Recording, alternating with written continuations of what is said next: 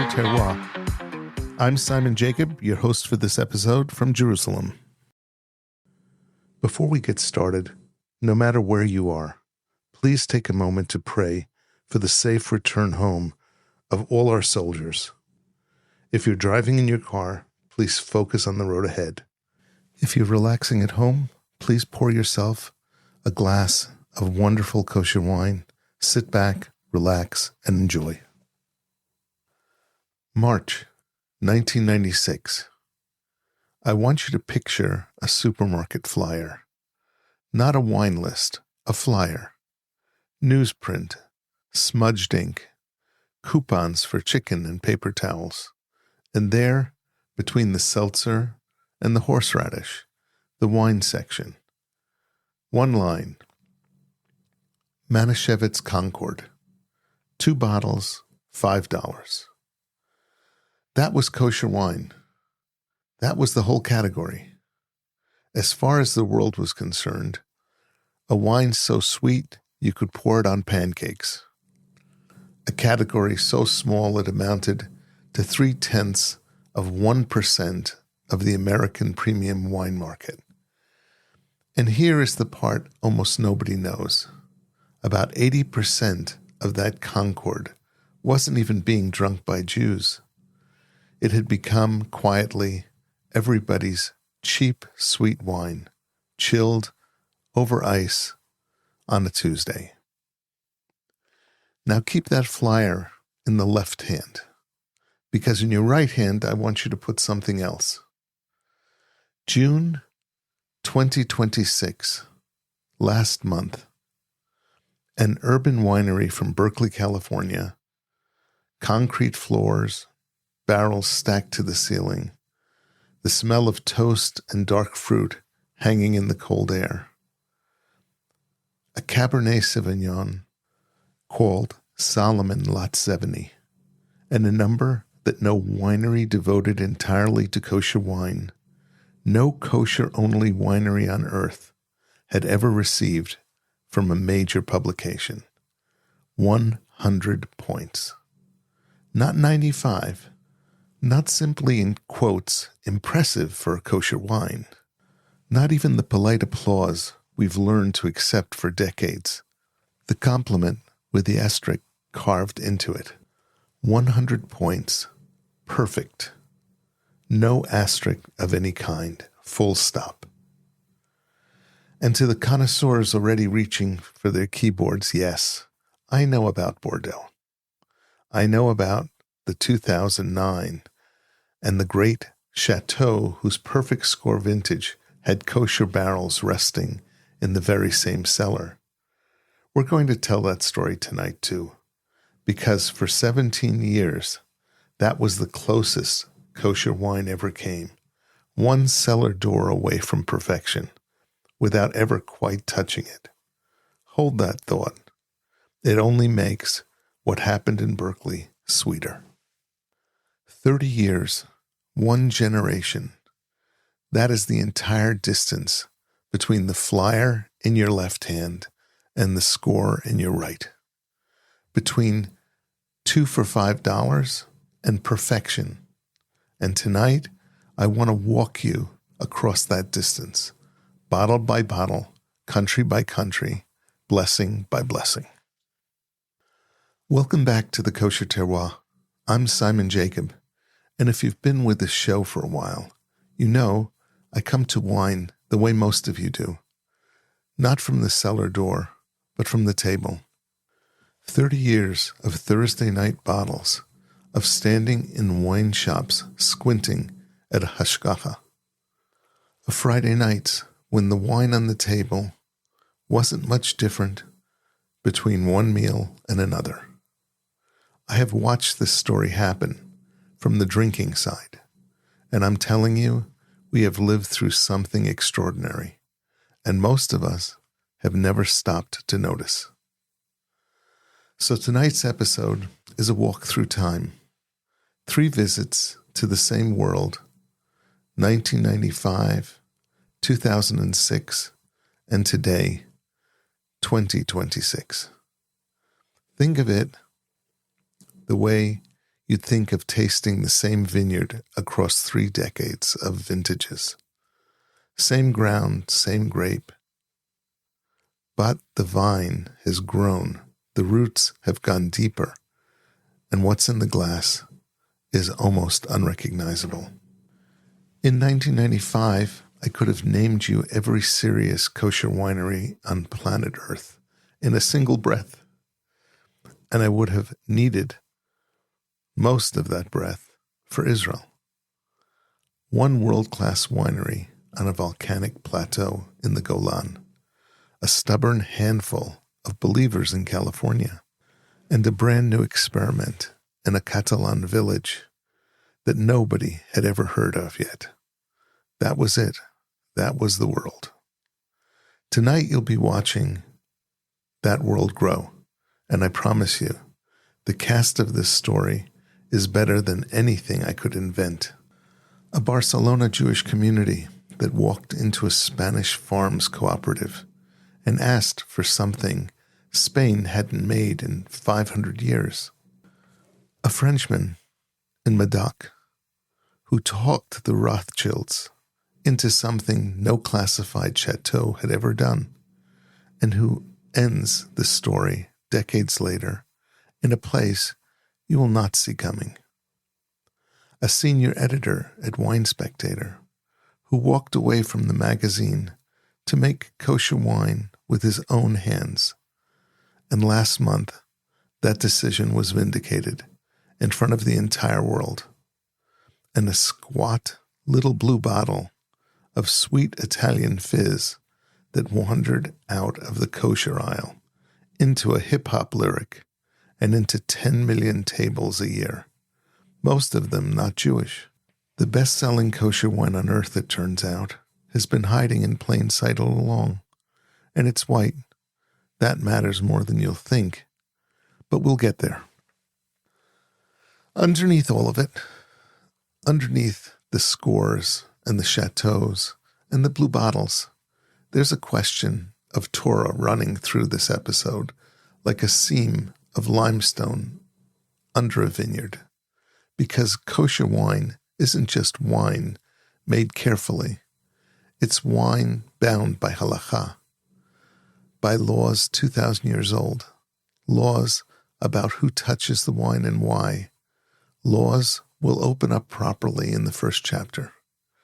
And one of those laws, the one that says wine can be cooked, mevushal, spent most of the last century as the reason kosher wine tasted like an apology. Boiled, flattened, muted.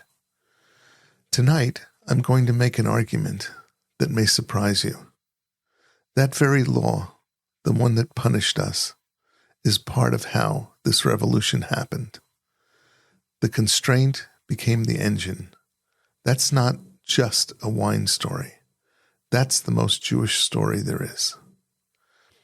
And at the very end of the walk, there's a blessing waiting for us. A real one, codified in the Shulchan Aruch, and almost custom written for this exact moment in our history.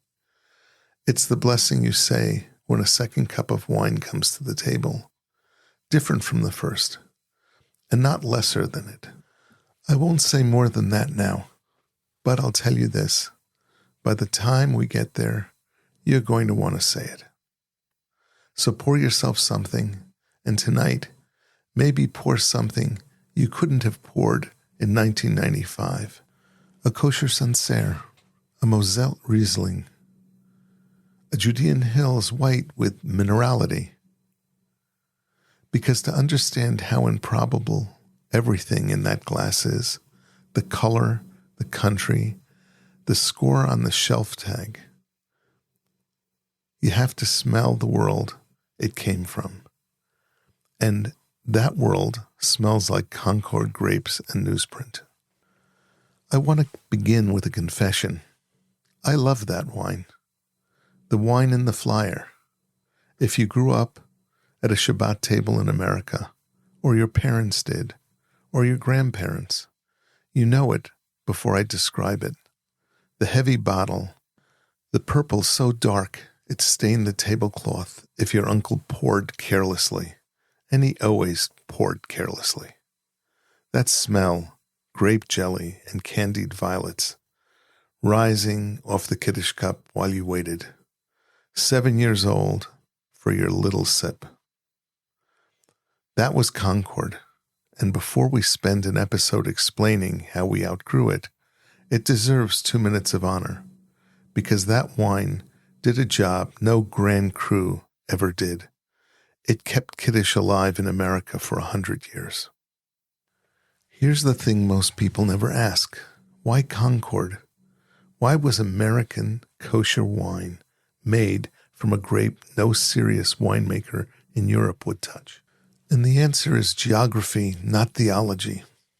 When our great-grandparents came through Ellis Island in the 1880s and 90s, they needed wine for Shabbat immediately, every single week, and the noble European vines would not survive New York's winter. But Concord would. Concord, a Native American Lambrusco grape, bred in Massachusetts, hardy as a fence post, grew happily in New York and Pennsylvania. One problem: Lambrusco grapes carry a wild, musky flavor the trade politely calls foxy, and underneath it, a bitter streak. So the winemakers buried it the only way they could: sugar. Understand this, and you understand everything. The sweetness of American kosher wine was never a taste of preference. It was a patch, a workaround. Galut, exile, in a bottle. We made Kiddush on grapes that grew where we were allowed to live. And the patch became an empire. A factory in Brooklyn turned out Manischewitz by the millions of bottles. A jingle so catchy, man oh Manischewitz, that by the mid-50s an astonishing truth was that most of it, maybe 80%, was being drunk by people who weren't even Jewish at all. Adding Kedem, the Herzog family's heritage line, and by the 90s, you had some 2 million cases a year of sweet Concord. While all of kosher wine, everything, amounted to 0.3% of the American premium market. Half the category's revenues arrived in 3 months before Pesach. Kosher wine wasn't a wine category. It was a seasonal religious supply. Now, before we go one step further, we have to answer the question underneath the whole episode. Why is there such a thing as kosher wine at all? Grapes are kosher. Yeast is kosher. What's the problem? The problem is 2,000 years old, and it was never about hygiene. The Torah is concerned for yayin nesach, wine poured in the service of idols. Wine is pagan liturgy. But the sages went further. In Tractate Avodah Zarah, they decreed against stam yinam, not idolatrous wine, but ordinary wine handled by non-Jews. And the Gemara is startlingly honest about the reason. Because of their daughters, because wine is intimacy. Wine is how strangers become friends, and friends become family. The decree codified in the Shulchan Aruch Yeridea, chapter 23, was a fence around the Jewish table at the exact place where the heart opens. You can argue with it, but you can't call it arbitrary. The rabbis understood precisely what wine is for. And then they left the door open. Wine that is cooked, yayin mevushal, was considered changed, diminished, no longer the kind of wine anyone would offer on an altar. Cooked wine falls outside of the decree. Anyone can handle it. That's in Avodah Zarah as well, codified in the same chapter of Yeridea. In ancient Babylon, a technicality. In modern America, where kosher caterers need waiters of every background, pouring at 300 weddings a night, it becomes an industry standard. And the standard meant boiling, and boiling meant flattened aromas, muted fruit, wine with the life cooked out of it. There it is, the asterisk. The reason kosher came to mean compromised. Hold on to that boiling, because in the last chapter of tonight's story, we come back transformed, and I promise you, the twist you won't see coming. So who fought back? Let's start with the family. The Herzogs had made wine in Slovakia for generations, good enough that Emperor Franz Joseph ennobled the family. There's a baron in the lineage. Remember that. The war took everything. In 1948, Eugene Herzog arrived in New York and went to work for a small kosher outfit called Royal Wine, driving the delivery truck, making the wine, taking part of his pay in shares. By 1958, the family owned it. And in 1985, his son did the audacious thing, and they put the Baron on a California label, Baron Herzog.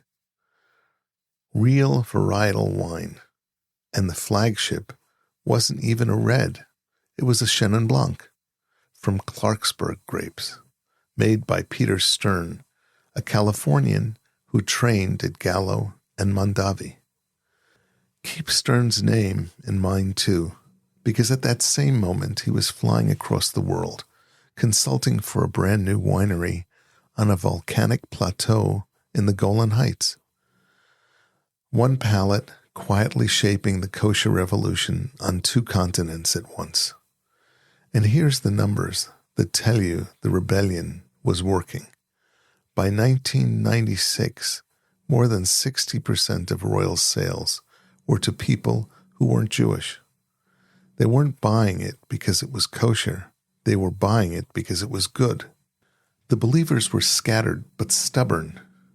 Up in Napa, a UC Davis-trained viticulturist named Ernie Weir had planted the flag back in 1979, Hagafen Cellars, the vine, insisting from day one that he was making Napa Valley wine that happened to be kosher, never the other way around. His first wine was a Riesling, and he has made one every single vintage since. In Sonoma, a purist named Greg Winchell ran Gan Eden, practically single-handedly, precisely so that no drop would ever need be boiled. Small houses, small cases, enormous stubbornness. And then the stubbornness reached the most famous dining room in America. July 25th, 1994. That afternoon, on the White House lawn, Yitzhak Rabin and King Hussein of Jordan declared an end to 46 years of war between their countries. And that evening, at the state dinner, in their honor, the White House poured an entirely kosher wine list. Hagafen Cabernet Sauvignon, 1988, and Baron Herzog Brut, a kosher Napa Valley Chardonnay. Peace between Israel and Jordan, toasted by presidents and kings, in kosher wine. And here's what I love most about that table. Nobody said, good for a kosher wine. They just drank. One more stop in 1995. In the village of Capsanis, in the dry hills of Catalonia, a farmers' cooperative founded in 1933, generations of families growing old Grenache on stony terraces and selling it off in bulk. And in that year, members of the Barcelona Jewish community came to the village with a request. Make us kosher wine. Spain, Spain had not produced a kosher wine in the 20th century, 500 years almost exactly since the expulsion of 1492, and the farmers of Capsanis said yes.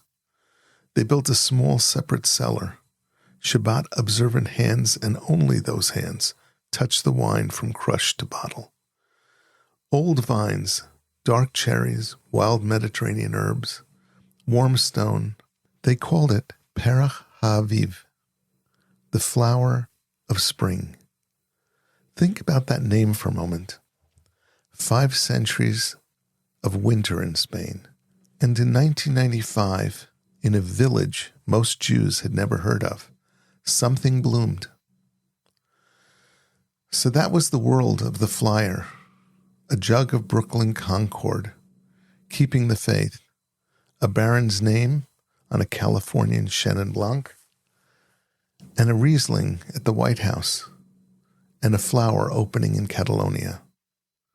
A constellation, scattered, brave, and missing its center of gravity, because there was one place on earth where kosher wine should have been leading the world, and in 1995, its finest boutique wines weren't even kosher.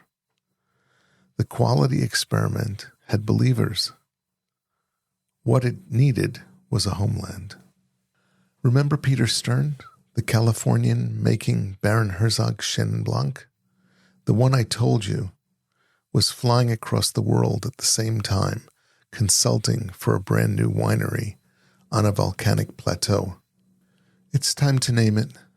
The Golan Heights Winery, 8 kibbutzim and moshavim, had planted vines up there starting in 1976 on black basalt soil at elevations running from 400 meters to nearly 1,200, where the nights come down cold off of Mount Hermon, even in August.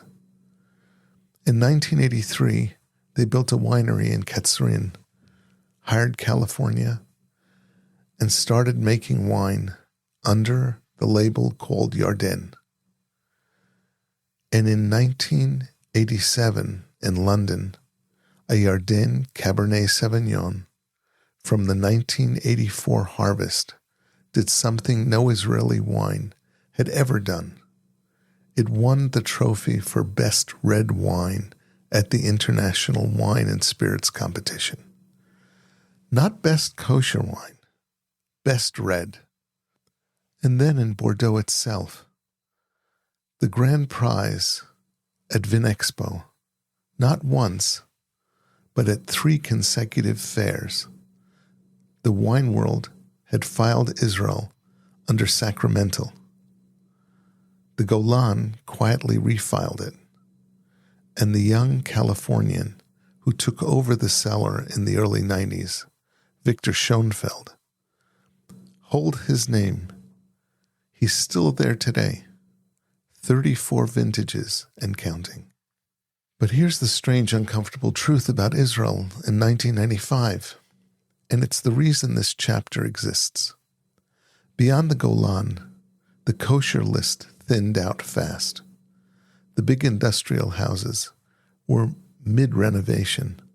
The Jerusalem cellars were making grape juice and Kiddush wines. Honorable, but not the argument we're having tonight. And the boutiques, the wineries the critics were actually excited about, the garage geniuses, garagistas, the avant-garde, almost none of them were kosher. The most celebrated boutique in the country was run by a man who said, on the record, "I'll never make a kosher wine."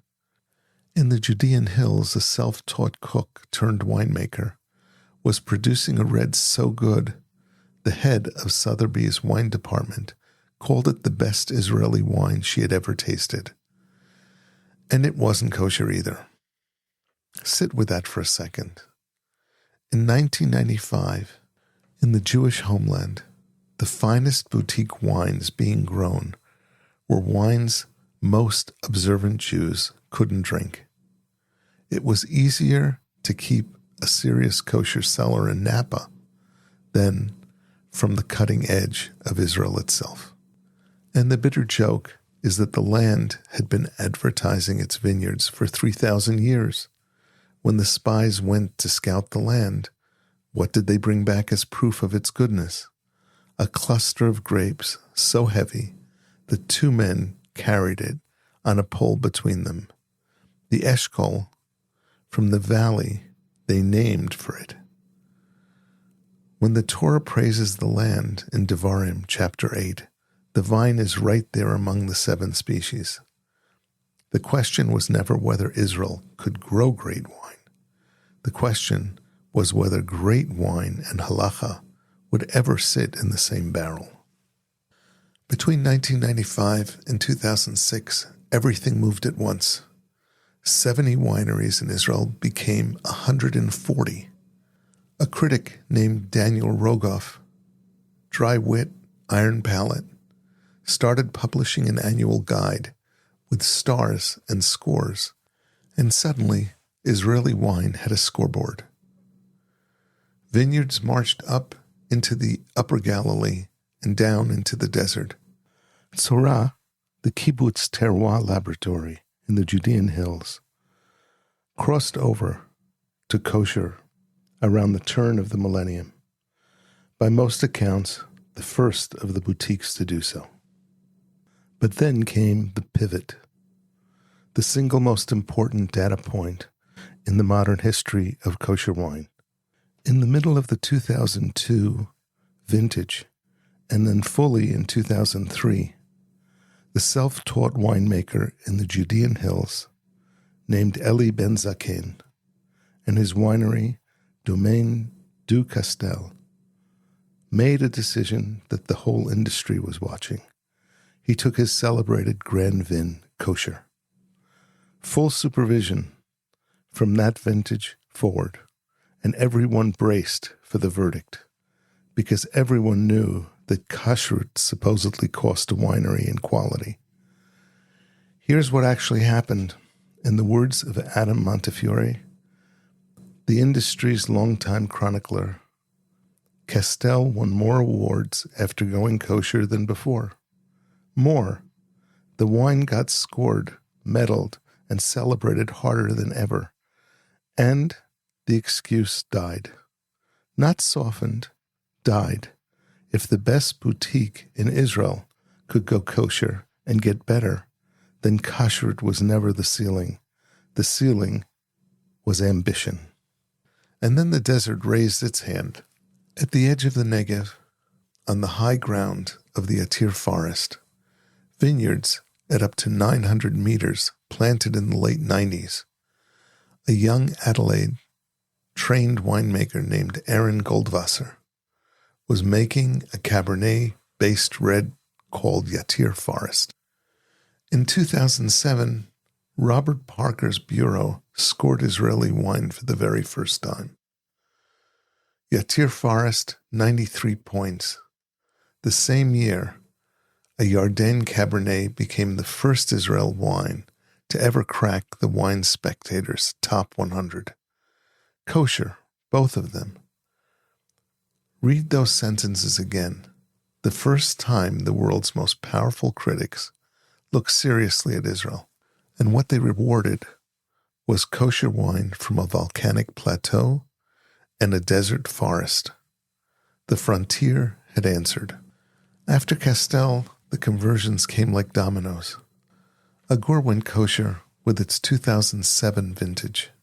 Flam, founded by the sons of Israel Flam, the very man who was Carmel's chief winemaker back in our 1995 snapshot, crossed with the 2010 vintage.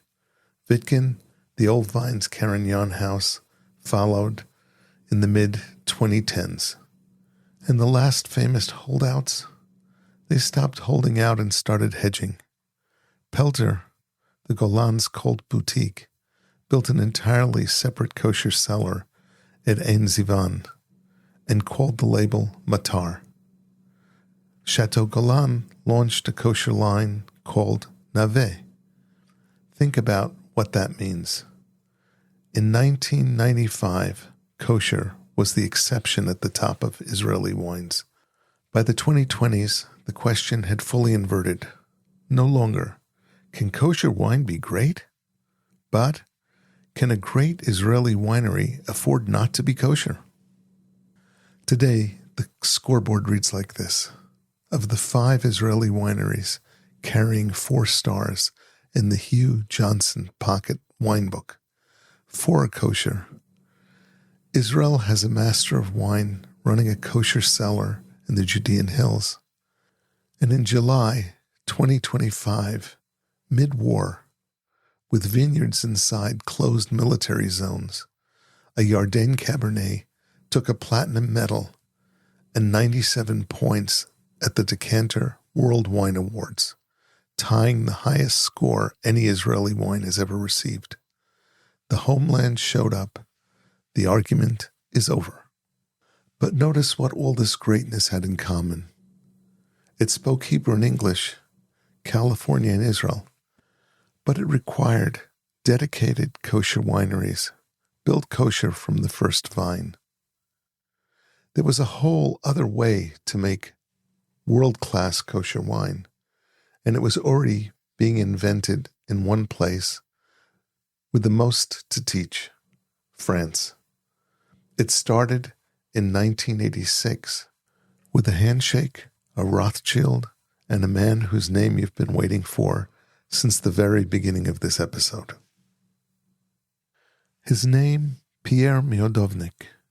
Remember it, because this entire chapter, in a sense, this entire episode, runs through his hands. A French-Jewish winemaker, chief winemaker for royal wine in Europe, and in 1986, he stood in the Haute Medoc with a proposition that had never been tried. Let a kosher crew come inside a Rothschild château and make a kosher cuvée of real Bordeaux. Same vines, same cellar, same standards. The barons said yes. And when the first wine, the barons Edmund and Benjamin de Rothschild, Haute Medoc, vintage 1986, reached the market, in 89, something shifted that had never shifted before. Kosher wine became aspirational, not a compromise you made for Shabbat, a bottle you wanted. Now, think back to the very beginning of this episode, to that 2,000-year-old law about whose hands touch the wine. Because the cuvée model is that law, performed like choreography. The chateau keeps its vineyards, its winemaker's judgment, its barrels, its name. But from the moment the grapes hit the crusher to the moment the cork goes in, only Shabbat-observant hands touch that wine. The mashgiach holds the cellar keys. The chateau's own team advises, watches, and tastes through the glass, but doesn't touch. It is halacha and haute couture in the same room. And it worked. It worked so well, it started climbing the classification ladder. In 1993, Chateau Giscard, a classified third growth of Margaux, became the first cru classé to open its doors to a kosher run. By the late 90s, the portfolio included a premier Grand Cru of Saint-Emilion.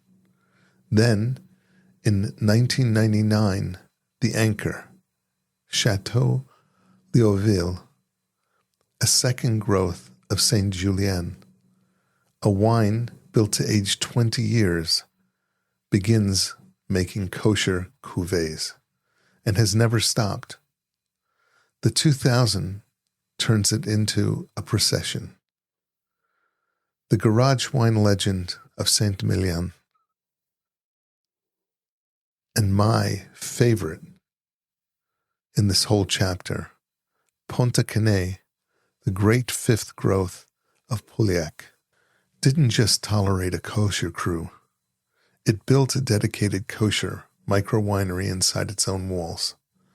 A little kosher heart beating inside a classified Bordeaux château. And the verdict? Janice Robinson, as sober a palate as exists in wine, sat down and tasted kosher cuvées against the chateau's regular bottlings. Her findings, in her words, remarkably similar. 2 words, and read them for what they are. That asterisk, good for a kosher wine, died in France the same way it died in Israel, blind. So by the mid-2000s, there were 2 ways to make world-class kosher wine, and it's worth naming them because between them, they explain the entire global market. The dedicated winery, kosher from the first vine, like Hagafen, like the Golan, like the urban winery in Berkeley, we'll return to before the night is out, and the cuvée, the guest room inside someone else's great house. One built identity, the other borrowed prestige, and in borrowing it, proved a point no dedicated winery could prove alone. On the same vines, in the same cellar, in the same vintage, kosher and not kosher were simply the same. The cuvée model brought kosher wine its credibility. The dedicated model turned that credibility into identity. And once the model was proven, it traveled. Kosher Chablis, kosher Sancerre, kosher Champagne from 4 houses. And I love how that happened at Drapier. Michael Drapier met the Herzogs at Vinexpo. And by 2007, the house was running kosher production up to 30,000 bottles in a kosher year. Kosher Burgundy from serious domains. Kosher Tokay from Hungary. Kosher wines from Georgia, the oldest wine country on earth. And in Italy, Kosher Barolo, Kosher Barbaresco, commissioned incredibly by a New York surgeon with a stubborn streak and a portfolio now past 90 wines. And that, my friends, is a whole future episode of this show, I promise you. The map of kosher wine, which in 1995 was just a few dots, Brooklyn, Napa, the Golan, and one Catalan village, became simply a map of the world. But I said this chapter runs through Pierre Modovnik's hands, and here's the part that gets me. In 2011, after a quarter of a century of making France kosher, the first Rothschild cuvée, and nearly everything that followed, Pierre stepped back from it all. And where did he go? The Lower Galilee. He planted his own vineyard, Chenin Blanc and Syrah, the grapes of the France he came from, and built Domaine Netofa in Israel. The man who spent 25 years bringing kosher wine into the chateaux of France went home to plant his own vines in the land of Israel. If you had written it as fiction, an editor would have cut it for being just too neat. And then the story did him one better. 2024. 2 Israeli wineries, Sorah, the Judean Hills Terroir House, and Flam, the family estate we met in the last chapter, did something no Israeli winery had ever done. Together, they bought a chateau. Chateau Tour du Haut Moulin, in the Haut Medoc, the very appellation where Medovnik poured that first kosher cuvée in 1986. Sit back and savor the deeper symmetry. It was a Rothschild who planted Bordeaux winemaking in Israel. Baron Edmund in Zichron Yaakov back in 1882. 142 years later, Israel came back to Bordeaux as an owner, the first Israeli owners of a Bordeaux estate. Kosher cuvée on the way. And the man at the center of it deserves his name now. Iran Pick, Soraz, winemaker and Israel's first master of wine. That anonymous master of wine I mentioned in the last chapter, running a kosher cellar in the Judean hills. That's him, a kosher winemaker with the wine world's most exclusive credential, buying Bordeaux dirt. In 1986, a Jewish winemaker asked permission to borrow a corner of a château. In 2024, Israeli wineries bought one. The direction of aspiration has completely reversed. So, the quality war was won in Israel, in France, on every continent the model touched. All of it built carefully, deliberately, for Jewish tables. And then something happened that nobody planned. Nobody predicted. And nobody in the fine wine world saw coming. The rest of the world started drinking kosher wine by the tens of millions of bottles. And the wine that led that invasion wasn't a Cabernet from a classified chateau. It was small, sweet, fizzy, and blue. You all know the bottle. Even if you've never bought one, you know it. Squat, cobalt blue, sitting in the door of half of the refrigerators in the Jewish world, and as it turns out, a great many refrigerators beyond it. Bartonura Moscato. And before we get to how it conquered the planet, savor the name for a second. There's a hidden Torah lesson printed on every one of those party bottles. Bartonura is named for Rabbi Ovadia of Bertinuro in Italy, the 15th century sage whose commentary sits besides the Mishnah on every bookshelf in the yeshiva world. The man who left the comfort of Italy and journeyed for years to rebuild the Jewish community of Jerusalem. Royal Wine put his name on their Italian label back in 1978 when it was a quiet line of Valpolicella and Soave, which means that today, when that blue bottle turns up chilling in an ice bucket in a music video, and it does, it carries quietly the name of the Mishnah's great commentator. I find that combination completely irresistible. I suspect Rav Ovadia, who walked across the world for the love of his people, would at least smile. So how did a rabbi's label become a pop culture phenomenon? Step by step, and none of them planned.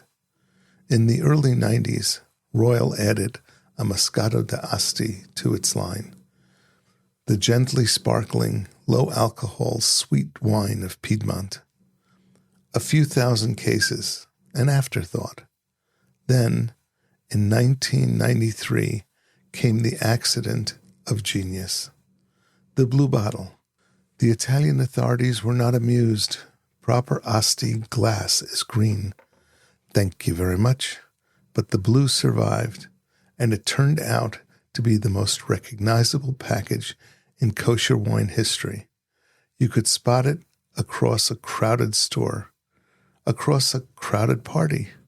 By 1992, the Bartonura line was already the best-selling brand in the kosher sector. And then the wine did something no kosher wine had ever done. It left the neighborhood.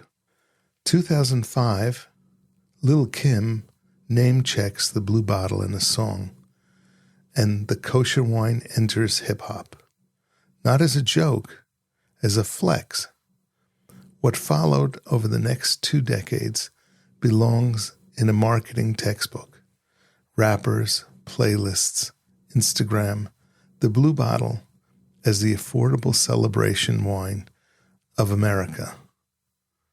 Today, Bartonura sells more than 10 million bottles a year in dozens of countries. And here is the number I want you to hold. Roughly 85% of it is bought by people who aren't Jewish. Now, if you've been listening closely tonight, that number should give you kind of déjà vu. Chapter 1, Manischewitz, mid-50s, 80% non-Jewish drinkers. History is rhyming, but listen to the difference between the verses. America drank Manischewitz as a cheap, sweet curiosity, despite the kosher label. The world drinks Bartonura as a real Moscato from the hills of Asti, a genuine Italian wine that happens to be kosher. Same crossover, opposite direction of respect. And there's one more rhyme. The best-selling kosher wine on earth, then and now, is sweet and it's white. File that away. It matters in about 4 or 5 minutes. And the blue bottle is just the loudest example of something much bigger. The kosher market has quietly become the wine industry's strangest success story. You've heard the gloomy headlines. Wine consumption in America is shrinking, down something like 12%.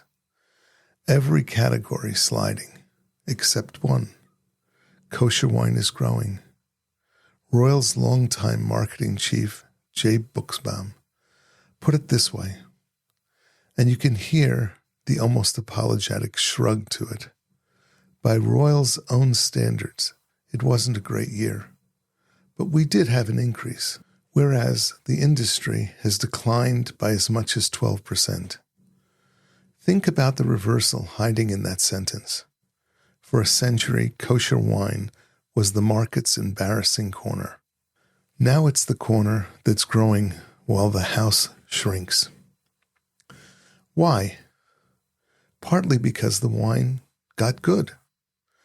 You've spent 4 chapters hearing how. Partly demographics. Kosher consumers buy wine every single week of the year, not just for parties. Remember, Chapter 1. When half of the category sales came in the first 3 months before Pesach, that seasonality has been flattening into 52 weeks of Kiddush. And partly new friends. There is now a real and growing Christian market for Israeli and kosher wine. Communities who buy a bottle from the Galilee or the Judean hills as an act of connection to the land. And partly, and I'll say this gently, because of the war.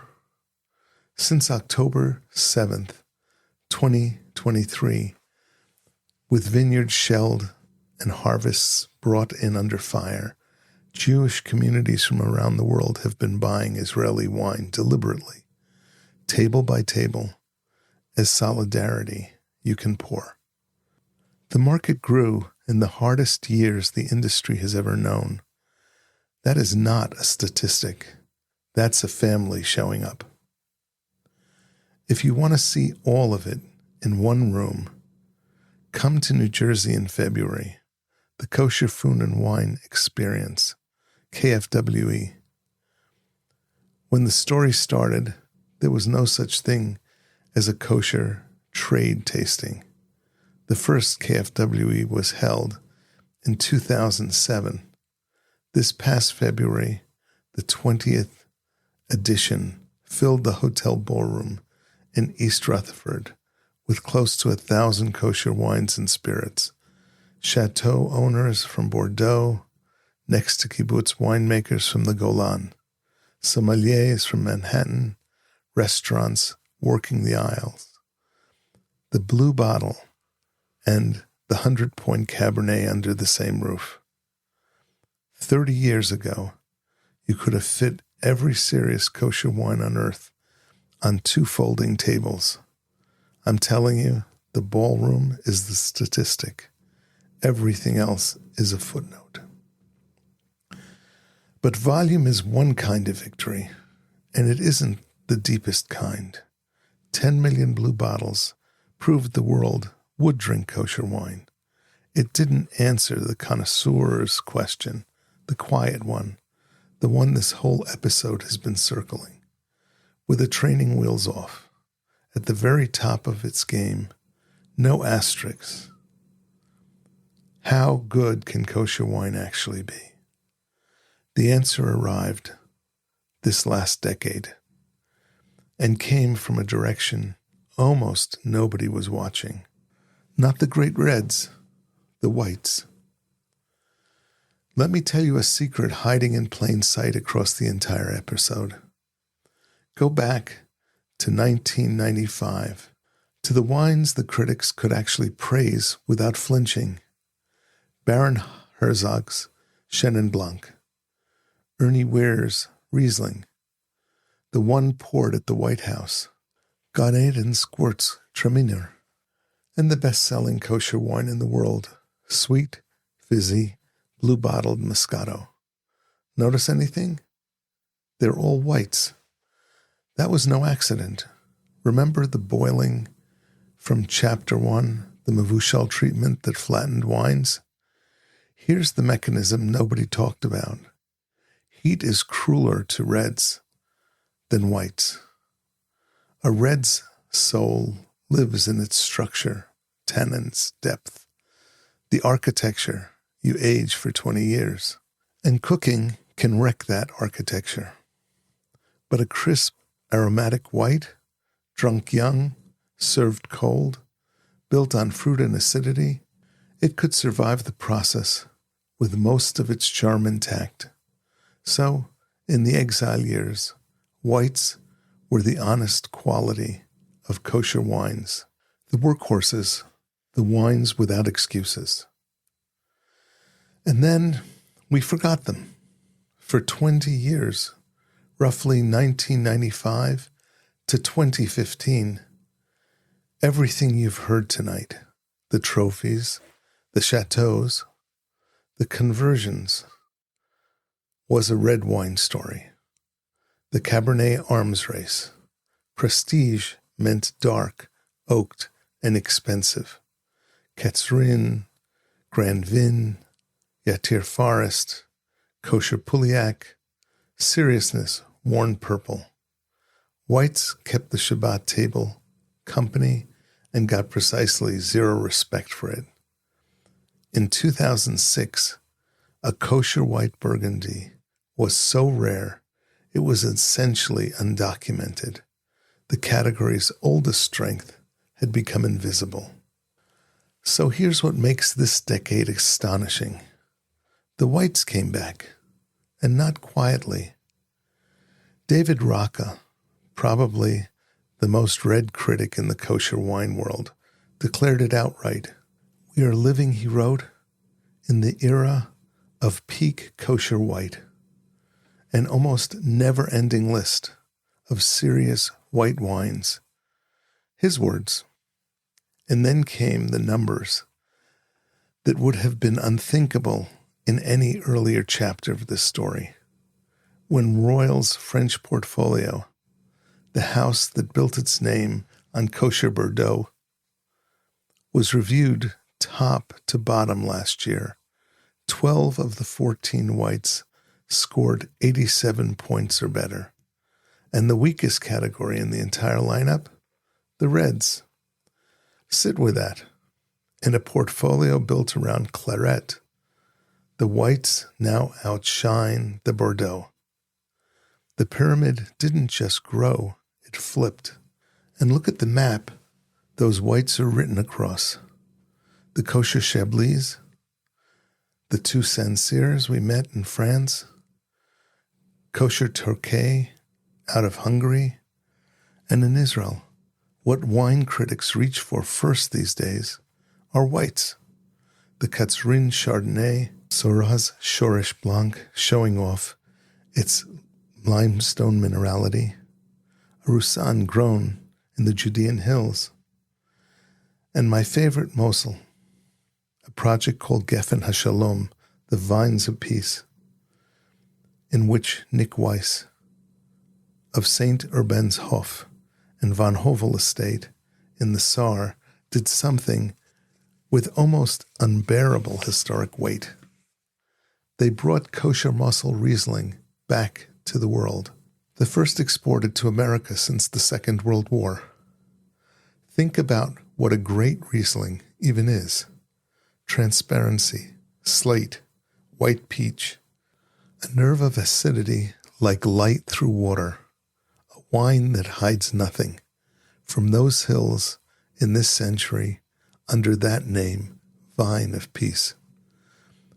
I don't know a more quietly moving bottle in the entire kosher world. Now, in the first chapter, I made you a promise that the boiling, the very thing that broke kosher wine's reputation, would come back transformed. Here it is. The technology is called flash détente, and it sounds like science fiction. The crushed grapes are flash heated, skins and all, towards boiling for moments and then plunged into a vacuum chamber where they're cooled instantly. Halachically, the wine is mevushal, cooked right there at the juice stage, the ancient category from Tractate of Avodah Zarah, fully satisfied. But here's the twist the sages could not have seen coming. Winemakers discovered the process has benefits. It deepens color. It strips out green, weedy off flavors. Used well, it's not a penalty anymore, it's a tool. Raka's list of the top mevushal wines of 2024 scores 92, 93 points, the best mevushal scores ever recorded. I want to be honest. It's not magic. Delicate whites can still lose a step in the process. And the finest bottles in this chapter are proudly non-mevushal. But step back and look at the shape of the thing. The tradition itself argued for centuries about cooked wine. The Rimah in Shulchan Aruch records the dispute about whether mevushal wines may be even used for Kiddush. And he rules that it may. And then he adds something that tonight of all nights reads like prophecy. If the cooked wine is the better wine, it takes precedence. The halacha itself says this. When the improved wine is superior, you honor Shabbat with the improved wine. 500 years before flash détente, the Rimah wrote this episode's thesis into the Shulchan Aruch. Because that argument, that constraint, is precisely what forced kosher winemakers to out-engineer everyone else. I told you at the top of the night, the constraint became the engine. This is what I meant. That's not just a wine story. That's the most Jewish story there is. Which brings us at last to Bordeaux. 2009, and the story I promised the connoisseurs in the very first minute of tonight's show. The château is Smit Haute Lafitte in Pessac-Longyang. It's 2009, a legendary vintage in a legendary year. Received from Robert Parker the score every winemaker on earth dreams about. 100 points. Perfect. And here is the part that almost nobody knows. In that same cellar, in that same vintage, there were kosher barrels, a kosher cuvée of Smit Haute Lafitte, 2009, made on the site by a French kosher crew supervised by the chief winemaker of Royal Wine Europe, a man named Pierre Miodovnik.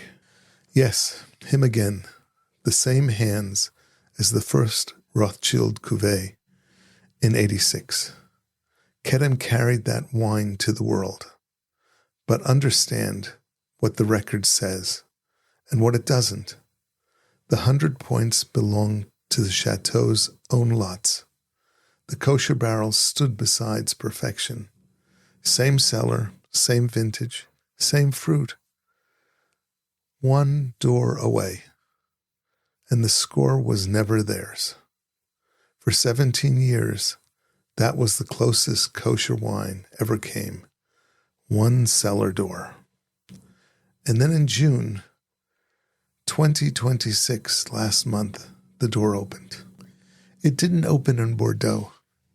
It opened in Berkeley, California, in an urban winery between the freeway and the bay, and the man standing in it is the one I promised you in the introduction, Jeff Morgan, a former senior editor at Wine Spectator, a man who tasted for a living at the top of the wine world, who walked away from the magazine and with his friend Leslie Rudd, bet his reputation on an idea most of his colleagues found charming at best, that kosher wine could be made with no compromises at all, no shortcuts, and for his flagship, no cooking of any kind. He founded Covenant in 2003, and in June 2026, Decanter tasted his 2023 Solomon Lot 70, a Cabernet Sauvignon, kosher non-mevushal, from a winery that has never made anything but kosher wine, and gave it 100 points. Pour that wine in your mind with me. Nearly opaque at the center, garnet at the rims, cassis and black cherry, so pure they feel carved rather than grown, graphite and cedar underneath, a base note of warm earth, tannins like pressed velvet, firm, ripe, endless, and a finish that doesn't fade so much as recede the way a tide does, promising to return. No asterisk. No, for a kosher wine. No door between it and perfection. The first 100-point score ever awarded to a kosher wine itself. And it came from a kosher-only house. The flyer said 2 bottles for $5. The score sheet says perfect. That is the whole 30 years poured into one glass. So the walk is complete. The Concord kept the faith. Israel settled the argument. France opened its châteaux. The world bought the blue bottle. The whites came home. And the kosher Cabernet touched the ceiling we were told for generations wasn't ours to touch. Which leaves only one question, maybe the only question our tradition was always going to ask at a moment like this.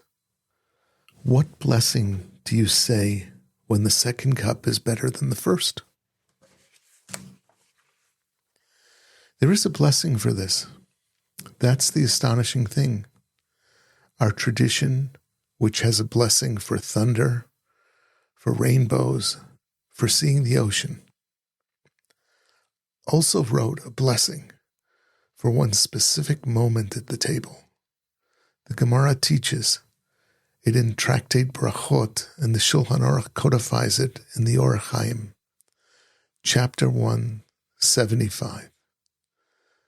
On the first cup of wine, we say what we always say, Borei Pri HaGefen. But if the second wine then comes to the table, listen to the conditions, a different wine than the first, a wine that is not inferior to the first, and you're not drinking alone. Then and only then you say a blessing that exists for no other food in the entire tradition. Baruch atah Hashem, Elokeinu melech olam, hatov v'hametiv, who is good and who does good. A blessing reserved for the moment the second cup is better than the first, and there's someone beside you to share it. Now hold those three conditions up there to the 30 years we just walked together. A second wine, different from the first. Do we have that? The first cup was a Concord, Brooklyn sweet, purple and faithful. The second cup is a 100-point Cabernet from Berkeley. A Riesling from Mosel called Vine of Peace. A Grenache from a Catalan village that waited 500 years.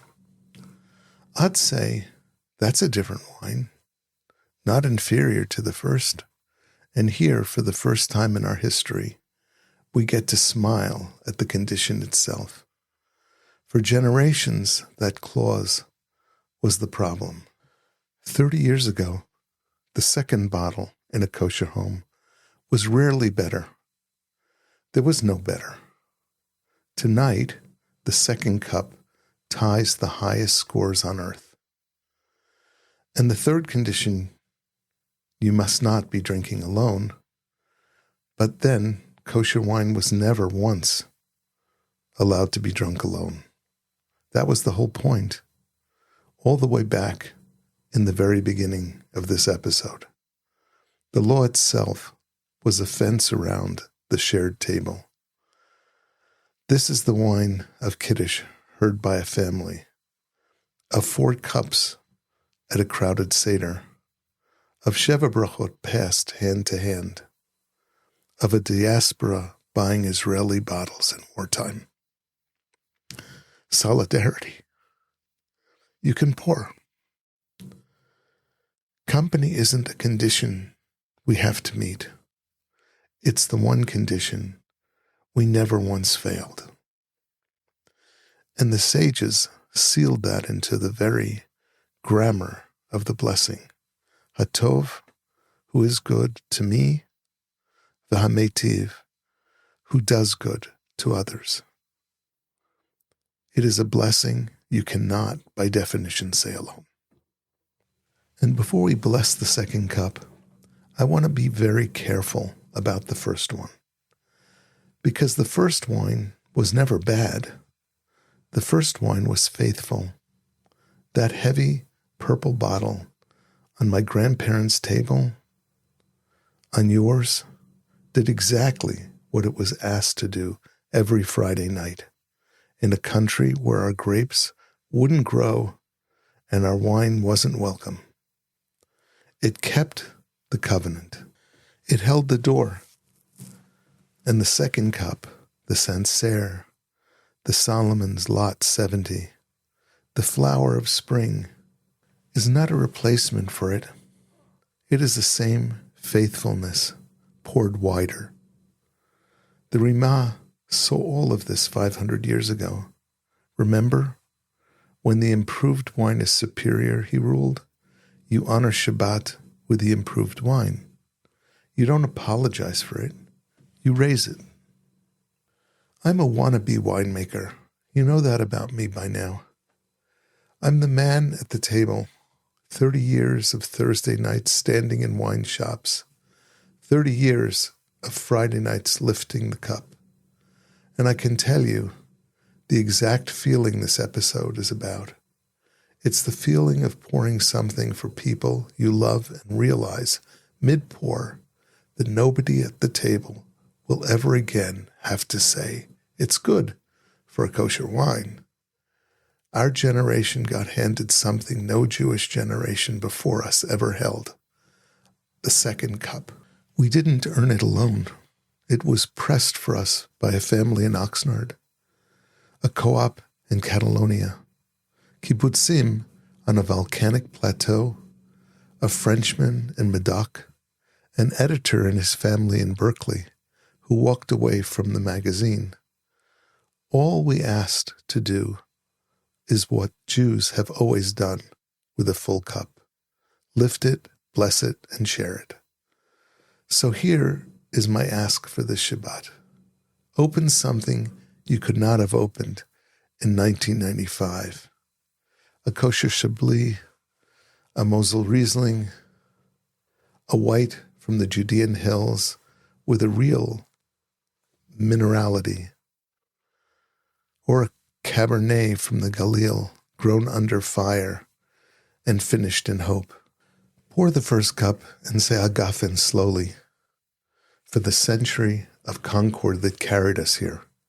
Then open the second bottle, a different one, a better one. Look around and see if you can find a 2023 Covenant Cabernet Sauvignon, Lot 70, that got 100 points. What a special bracha you can make on that wine. And then look around at the people sharing it and say the blessing. And here, let me tell you something personal. The books treat Hatov v'Hametiv as a rare blessing, and for most of our history it was. Our great-grandparents could go years between occasions. Where was the second, better bottle supposed to come from? Well, not at my table. My custom is to say Hatov v'Hametiv between every wine we drink, every new bottle, every different pour, because that is how thankful I am to Hashem for the selection He has laid in front of this generation. Stop and hear how astonishing that is. A blessing the tradition kept on the shelf for centuries, waiting for an abundance that never came. And today, there is so much good wine at one table that I cannot stop saying it. So I will not end this episode gently. Say the words this Shabbat and mean every syllable of the claim they make. Hatov, he is good, v'hametiv, he does good. Not did, does. Present tense. This vintage, your table, this week. 30 years ago, kosher wine was 2 bottles for $5. Today it's 100 points. Perfect. No asterisk. 2 bottles for $5 was the exile. 100 points is the homecoming. And the blessing was sitting in the Shulchan Aruch the whole time, waiting for us to have a reason. We have the reason. Say it loud. L'chaim and Shabbat Shalom.